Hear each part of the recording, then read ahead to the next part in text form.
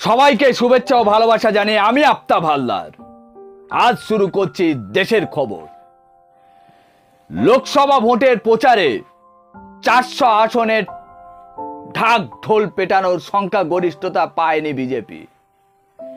নীতিশ কুমার ও চন্দ্রবাবু নাইডুর সমর্থনে সরকার গড়তে হয়েছে নরেন্দ্র মোদীকে, কিন্তু এবার সমর্থনের বিনিময়ে নিজেদের দাবি দেওয়া আদায়ের জন্য চাপ বাড়াচ্ছে দুই শরিক নীতিশ ও চন্দ্রবাবু। এই পরিস্থিতিতে সরকারের বাঁচাতে এখন জোট টিকিয়ে রাখতে চিন্তার ভাঁজ ফেলেছে বিজেপির কপালে। বাজেট এগিয়ে আসতেই ক্রমে যেন বেরিয়ে আসছে জোট রাজনীতির আসল রং। অন্ধ্রপ্রদেশের মুখ্যমন্ত্রী চন্দ্রবাবু আগেই নিজের রাজ্যের জন্য আর্থিক দাবি পেশ করেছিলেন। এবার বিহারের মুখ্যমন্ত্রী নীতিশ এই পথে হাঁটলেন। নিজের রাজ্যের জন্য চেয়ে বসলেন 30,000 কোটি টাকা। কোষাগারে এমনিতেই ভাটার টান, তার উপর শরিকদের এই দাবি দেওয়া কার্যত অগ্নি পরীক্ষার মুখে ফেলেছে বিজেপিকে।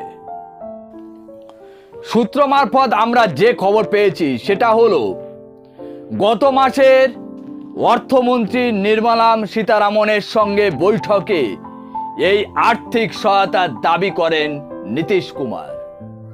তবে বিহারে কত টাকা বরাদ্দ করা হবে সে বিষয়ে কেন্দ্র এখনো কোনো সিদ্ধান্ত নেয়নি। জানা যাচ্ছে বাজেটকে সামনে রেখে বিহারের জন্য নীতিশ কুমারের দাবি দীর্ঘ লাইন। বিহার রাজ্যে 9টি বিমানবন্দর, 4টি নতুন মেট্রো লাইন ও 7টি মেডিকেল কলেজ ও তাপ বিদ্যুৎ কেন্দ্র গড়ে তোলার জন্য বিপুল অর্থের দাবি জানিয়েছে। আরও আছে 20,000 কিলোমিটার রাস্তা মেরামতের পরিকল্পনা করছে। এর আগে চন্দ্রবাবু নাইডু 1 লক্ষ কোটি টাকার আর্থিক প্যাকেজ চেয়ে বসে আছেন। এমনিতেই কেন্দ্রের ঘুম উড়েছে, তার মধ্যে আবার নীতিশ কুমারের দাবি সামনে উঠে আসায় গেরুয়া শিবিরের কপালের ভাঁজ আরো চওড়া হয়েছে। কেন্দ্র কিভাবে এদের দাবি মেটাবে সেই নিয়ে এখন কেন্দ্র সরকার চিন্তায় পড়েছে। জোট সঙ্গীদের মন রাখতে না পারলে কিন্তু সরকার পতনের আশঙ্কাও রয়েছে। এই অবস্থায় শরিকদের দাবি পূরণে কিভাবে মোদী ভারসাম্যের পথে হাঁটবেন তা এখন সেদিকের সবার নজর।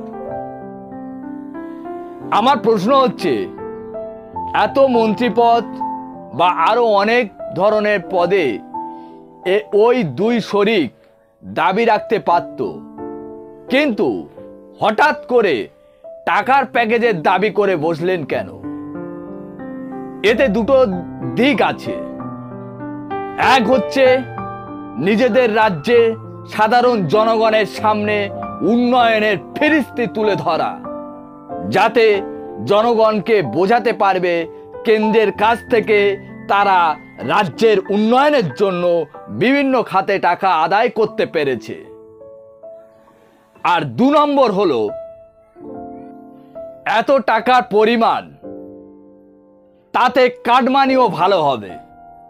ধরুন কোনো একটা খাতে বিপুল পরিমাণে টাকা বরাদ্দ করলো, সেখানে ভালো পরিমাণে টাকার কমিশন মিলবে।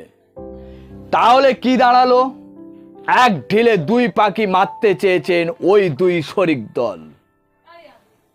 একদিকে নিজেদের রাজ্যের জনগণের সামনে নিজেদের ভালো ভাবমূর্তি তুলে ধরা, আর অন্যদিকে টাকার কমিশন পেয়ে নিজেদের পকেট ভরা। আমি ঠিক বললাম নাকি ভুল বললাম? উত্তর আপনারা দিন। আজ এখানে শেষ করছি। সবাই ভালো থাকবেন, সুস্থ থাকবেন। Tata, bye bye.